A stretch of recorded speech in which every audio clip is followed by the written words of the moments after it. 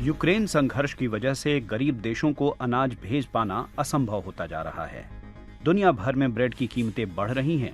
कुछ देश गेहूं के अपने विशाल भंडार से एक दाना भी खर्च करने को तैयार नहीं। हमें चिंता है कि भूखमरी के शिकार लोगों की तादाद बढ़ेगी।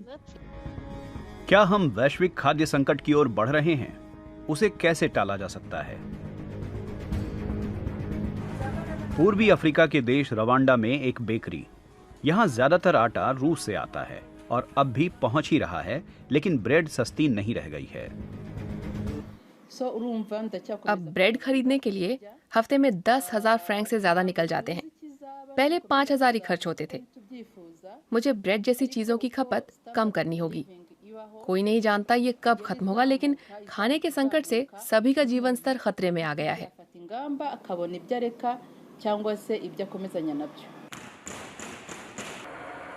देश भर की बेकरियां अपने अस्तित्व के लिए जूझ रही हैं। आयातित गेहूं उन्हें बहुत महंगा पड़ रहा है, लेकिन वो सारी की सारी कीमत अपने ग्राहकों से भी नहीं ले सकती हैं।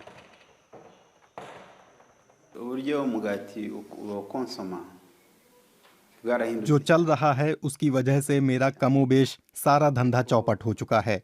गरीब लोग अनाज से बनी चीजें अब बमुश्किल ही खा पा रहे हैं। दूसरों ने हमारा सामान खरीदना छोड़ दिया है क्योंकि हमने उनका आकार घटा दिया है और कीमत बढ़ा दी है। मुझे उत्पादन में कटौती करनी पड़ी है। ये कारोबार ठप हो रहा है। गेहूं की कीमतें हाल फिलहाल में बढ़ ही रही थी, लेकिन यूक्रेन की लड़ाई से कीमतें आसमान छूने लगी हैं। भूखमरी की चपेट में आने वाले लोगों की तादाद बढ़ती जा रही है। ये आपकी जेब पर निर्भर करता है। करीब 2 अरब लोग ऐसे हैं जो $3 प्रतिदिन या उससे भी कम पर गुजर बसर करते हैं। अगर कीमतें जरा सी भी बढ़ती हैं, हालांकि हम यहाँ 40% की ही बात कर रहे हैं, तो भी सवाल उठता है कि खाने के लिए उन गरीबों के पास कितना पैसा बचा रह पाता है। फिर भी ये देखिए कि अनाज की कमी भी नहीं है। बहुत सारे अनाज गोदाम भरे पड़े हैं, खासकर चीन में।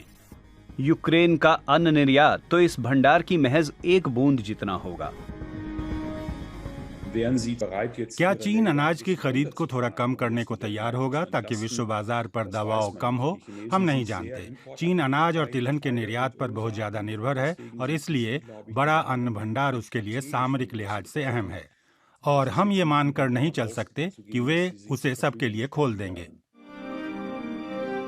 वैश्विक खाद्य संकट को रोकने में पश्चिम कोशिश कर सकता है। हमें बायोफ्यूल की फसलों की पैदावार में काफी कटौती करनी होगी या उसका इस्तेमाल ही बंद करना होगा, क्योंकि जमीन भोजन के बजाय गैसोलीन के उत्पादन में जा रही है। यूरोपीय संघ में फिलहाल करीब 12% कृषि जमीन पर बायोफ्यूल के लिए फसल उगाई जाती है।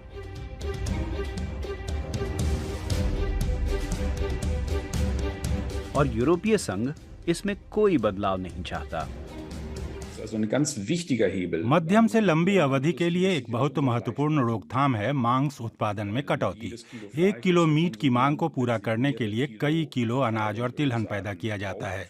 मेरा ये मतलब नहीं कि हमें मांस खाना रोक देना चाहिए, लेकिन मिसाल के लिए जर्मनी में एक साल में प्रति नागरिक 60 किलो मीट खाने के बदले 40 किलो मीट खाकर भी सब खुश रह सकते हैं, मांस खाने का आनंद लेते रह सकते हैं और विश्व बाजार पर दबाव कम करने में योगदान दे सकते हैं।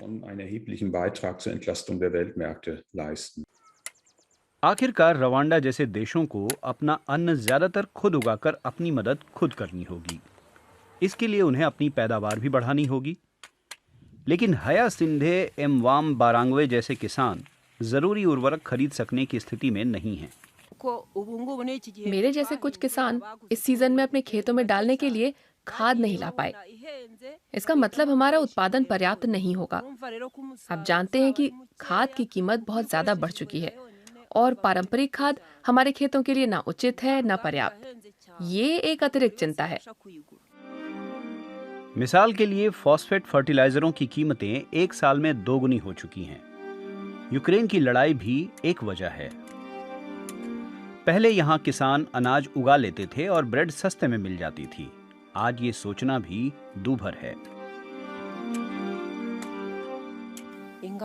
इस इलाके में बहुत सा अनाज पैदा किया जाता था, खासकर गेहूं।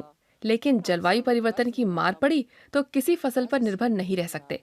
हम लोग अब इन फसलों को उगाते ही नहीं हैं, इसलिए लोगों को पर्याप्त भोजन जुटाने में मुश्किल आ रही है।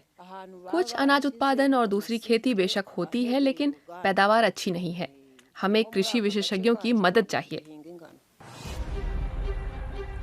दीर्घकालीन रणनीति तो ये कहती है कि घरेलू स्तर पर उगाए चुकंदरों से आटा तैयार किया जाए, लेकिन फिलहाल तो अकाल के हालात को टालने के लिए विकासशील देश अरबों डॉलर की वित्तीय मदद पर निर्भर हैं।